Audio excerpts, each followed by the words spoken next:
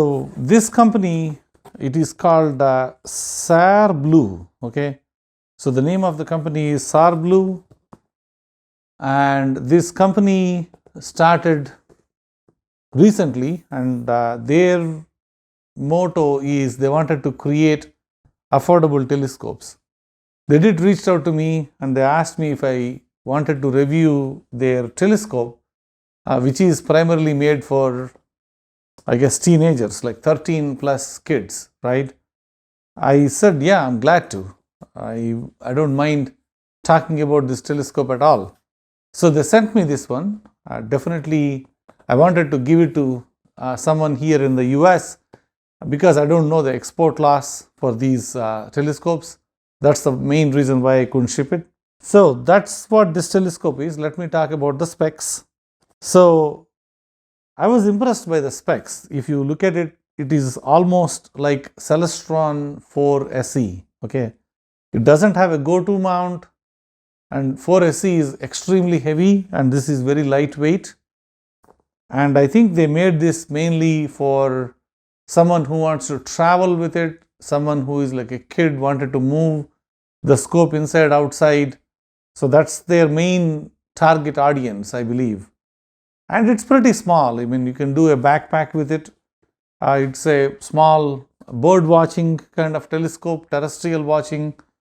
It is primarily made for watching moon, watching planets. Actually, their telescope name is Maksutov Telescope 60, and they said it is planet mate.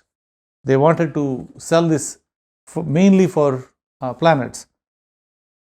So when I look at the specs on this telescope, it looks pretty interesting. They have a aperture of like 60 mm, which is pretty similar to the 4SE telescope. The same is true for the eyepiece. They only give like a one eyepiece for 20 mm, and they have a magnification of 37x, and then they give a telescope length, focal length of 750 millimeters. So that's a pretty good telescope, and it's like f10, f11 kind of scope.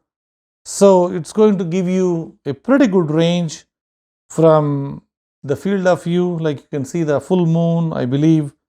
You can see the Jupiter. You can see the Mars.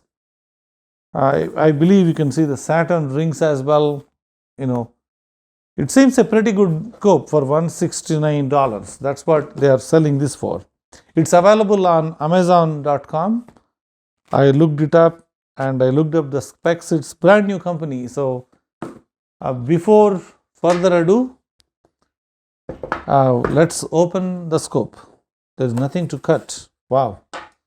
There is a manual that you wanted to, if you want to read, and there is a small tripod basically for you to put it on a table. That's pretty neat. All right. And then they also give this cell phone adapter. So you can put the eyepiece here and put your cell phone here and take a picture. It even allows you a big phone, right? Pretty neat. And then they have a eyepiece that they provide as well. This is the 20 mm eyepiece, and the scope itself, wow, it's pretty cool. It is called sarblue. That's the name of the scope. Oh, it's the Maksutov design, so there is no collimation screws or anything. They do have a cool feature, like I believe you should be able to open the brains of the telescope and look at it. I don't want to break it. I'm going to check it out, how to open this. Yeah, it does open. Oh, cool. So it actually shows you what is inside the telescope. Actually, you can see, so this is the secondary mirror, and they said don't touch the mirrors. So this is the primary, and it actually shows you that it does move back and forth when you are trying to focus the telescope. The primary mirror goes back and forth, and even though this is only like 300 mm, I believe, it gives you 650 mm because the light travels into the scope and then reflects off of the primary mirror, goes back into the secondary, so it actually makes it double. It's not like this big, but they put in like a compact design. The eyepiece holder is right here.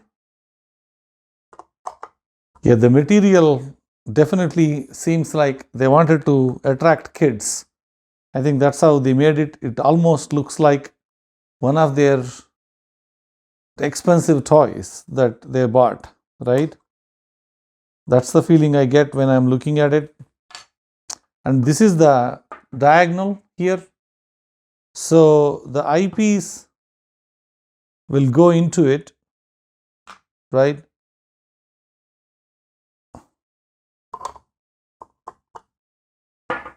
I guess you wanted to make sure you have enough clearance here before you put the eyepiece. Now we got the scope ready to go. I don't want to keep this open because I don't want it to catch dust. Definitely it is worth looking at it, how it works. You can impress your friends by telling them, showing them how this works. I hope I can put this back the right way. All right, good. All right, so this is the scope, and I believe we just need to put this on the tripod and put a, I guess you can put it like this and put your cell phone. Come on. You want to take a picture of the moon, right? Yes. What is that noise? Do you know what that noise is? Fireworks. No, they are actually coming from the moon.